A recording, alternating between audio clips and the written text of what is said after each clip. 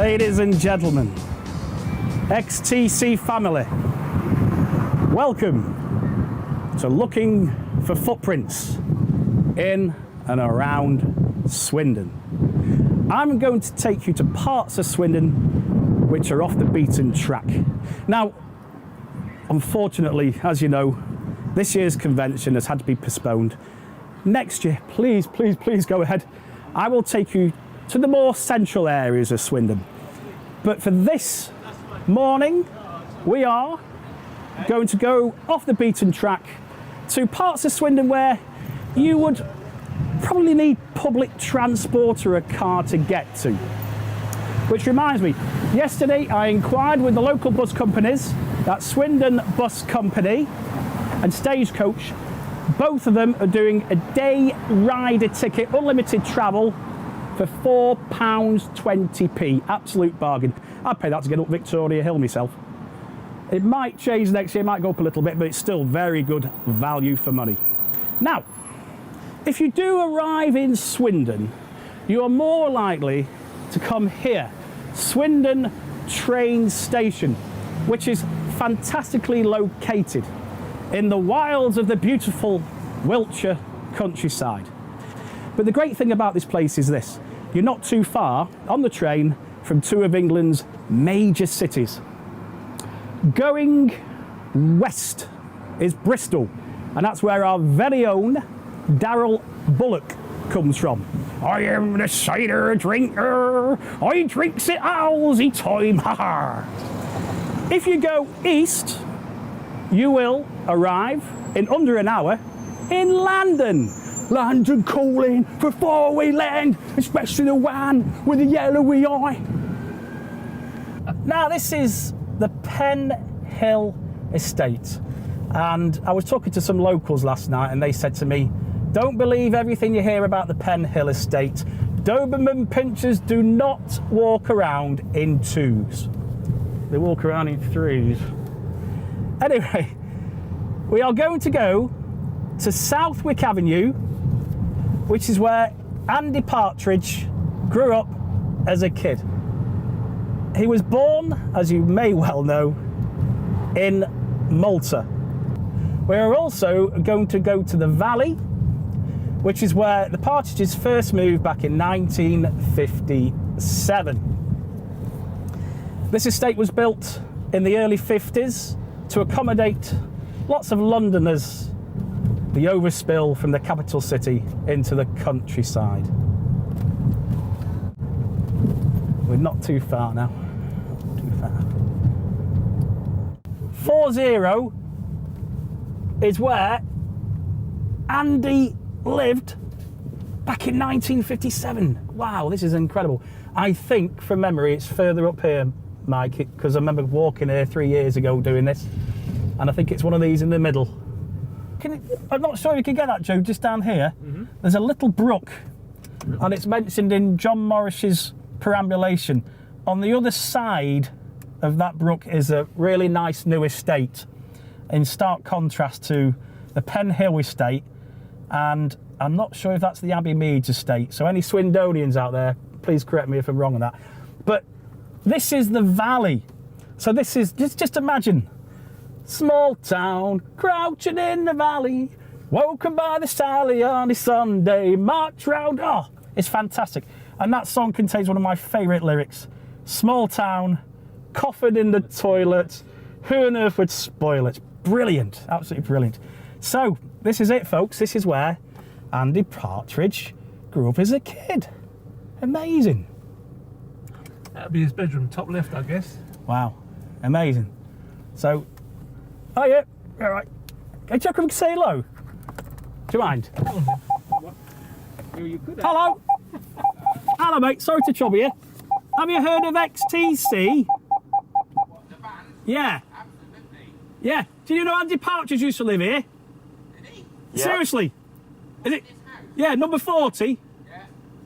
He lived in this house in 1957.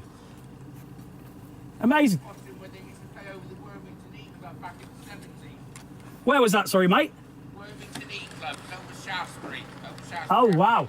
Well, fantastic. Fantastic. Great band, still watch him on YouTube. Yeah. I tell you, you're a lucky man living in his house. Whose house was this? Andy Partridge's. He must be one of the first ones here then. Yeah, Yeah. I think he moved here 1957, I think it was. 53 this was built. Oh, well, yeah, yeah. Before the cabinets had it, innit? They lived at the top. Patrick's mum and that. Cabinets had it after, I think. And is this called the Valley? Yeah, it's the valley. Ah, but the Valley in Penhill. Yeah. Oh, wow, amazing. Can I just confirm, is that the Abbey Meads estate? It is. Ah, right, because that's quite a new estate, isn't it? 20 years. Oh, right, okay. Oh, magic. They've been building it over the last 20 years. Oh, wonderful.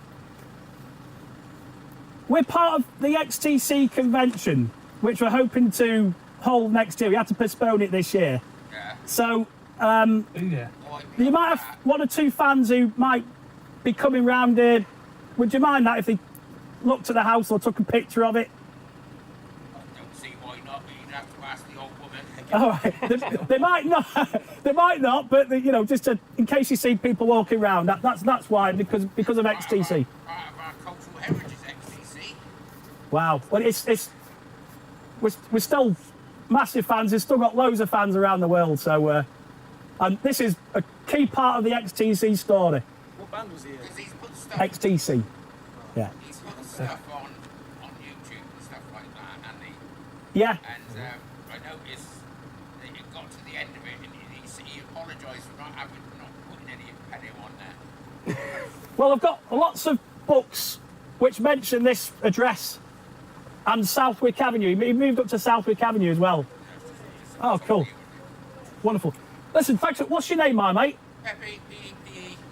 Pepe. Pepe. Thank you ever so much. Cheers. Really appreciate that. That's great. I think he made her listen to some of it. Well, check them out. They're a fantastic band. Oh, I know. The best band in the world. And the lead singer and guitarist lived here. Hooray! Thank you so much. Thanks very much, Pepe. See you, mate. Number 13, Minety Road, was the former property of the Mouldings.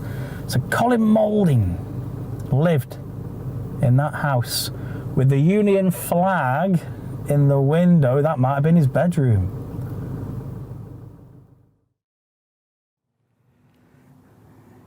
Now, how exciting is this? I am standing outside the former house of Andy Partridge. They moved up to Southwick Avenue from the valley, coming further up the hill. And on Southwick Avenue, we have another special property, another key part of the XTC story. Andy's friend lived here at number 15. The one and only, the legendary Steve Warren. Just imagine what it was like back in the mid to late 60s as they listened to all those wonderful records on the radio. Close your eyes and imagine those times.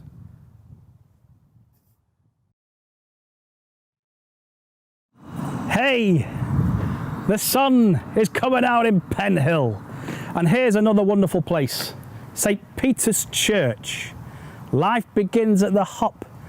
There's nuts, crisps and Coca-Cola on tap. And back in 1969, it was at one of these hops that Andy Partridge, in the audience, was blown away by a band on stage.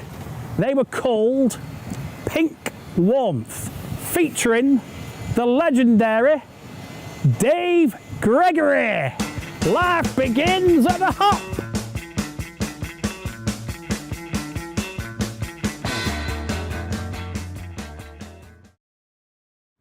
Ladies and gentlemen, welcome to the North Star Chippy.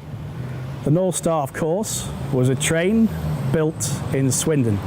This is the Gorse Hill area of Swindon, very significant part of town. Not too far from here, at 2 Hinton Street, in 1955, a certain Colin either Moulding was born in the front room of his house. Years later, in 1976, he moved into his first property with Carol Moulding, his wife, on this road, Ferndale Road, at number 565. You might recognise this as well from the 2017 convention, which was held at the Southwick Inn, not too far from here as well. And if you were there, I highly recommended that you came to this place, the rustic North Star Chippy, pouring molten mushy peas, splashing down upon me chips and gravy for only £4. Oh.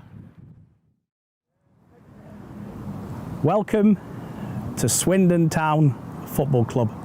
Another XTC connection here.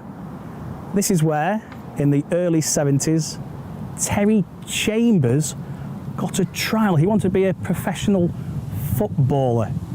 Unfortunately, due to his slight build, he didn't get the job.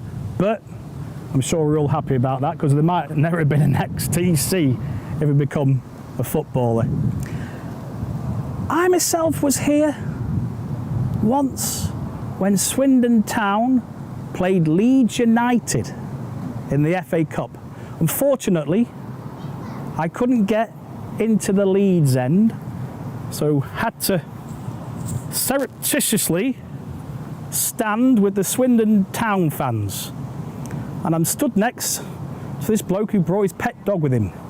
Anyway, Eddie Gray goes up, nods it in, 1-0 to Leeds. Next minute, his dog goes ruff and does a backward somersault. That's really strange. Half an hour later, Peter Lorimer, top corner, 2-0 Leeds. Next minute, his dog goes ruff, ruff, and does a backward somersault. I said to the bloke, am I seeing things here? Has your dog just done a backward somersault? He says, oh yeah, every time the opposition score, he does his old party trick. I said, well, what does he do when Swindon Town score? I don't know, I've only had him 5 years. Anyway, fair play to Swindon Town. They have just been promoted to League One. And the great news is, if you do come and see a game here, every time Swindon Town score, you will hear Senses Work in Overtime played over the tannoy. So let's hope they score 1, 2, 3, 4, 5.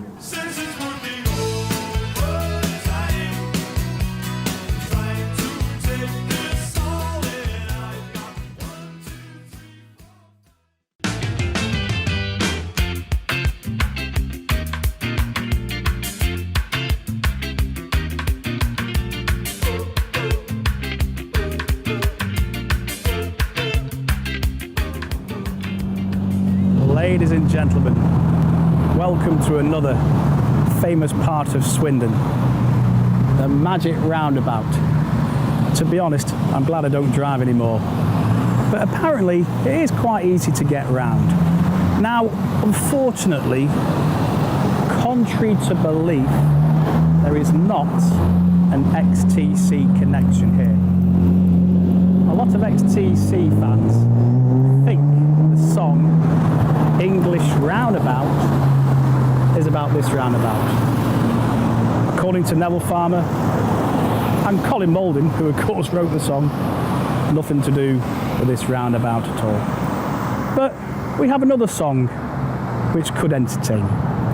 Dee dee dee dee dee dee dee dee dee dee dee dee dee dee dee dee dee dee dee.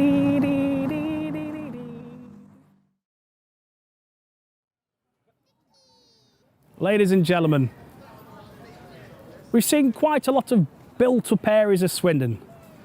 Now, I want to show you this wonderful place, Coate Water. And on a day like today, you certainly don't need your coat. Now, this place does have an XTC connection, but it's not what you might think. Colin Moulding rote grass. And before you start saying, hey man, it's nothing to do with that. Grass is about Coate Water.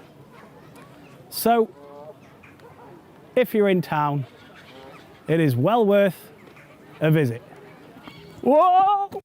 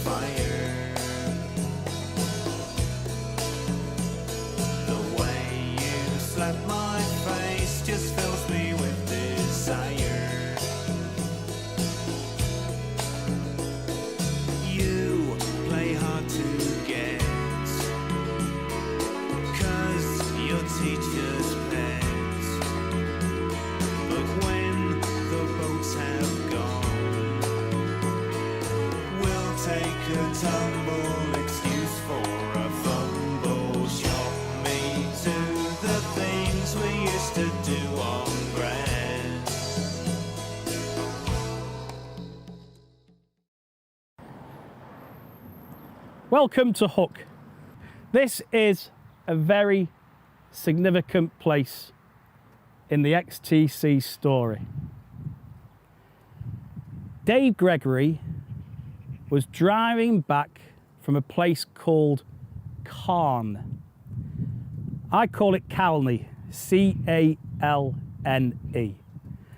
On his way back from Carn, and this is 1974, when he was in a band called Ale House, who I heard were a very good pub rock band. He was passing by and saw a battered old van which belonged to the Helium Kids, and they were rehearsing here. He thought he'd have a little peep, little listen, and he liked what he heard. He went in, said hello, sat down, and then after a while he even joined them for a few numbers. He even auditioned for the Helium Kids at Jennings Street School, where the Helium Kids also rehearsed. He didn't get in that time, but it's fascinating, all these twists and turns. 1969, Andy Partridge sees him in Penhill as Pink Warmth. 5 years later, Dave Gregory is here in the Helium Kids. A further 5 years later, he is finally, in 1979, in XTC. I wonder if they rehearsed reel by reel there as well. Okay, let's head off to our final destination, Swindon Old Town. Ladies and gentlemen, we've made our way up Victoria Road, and I read somewhere that in the Old Town is still Andy's abode. Now, back in 2017, in the month of May, I was back in Swindon. It was the most glorious summer's cauldron of a day. I was walking the streets of Old Town when all of a sudden, right here, I saw this familiar figure dressed in brown. Oh, it's him.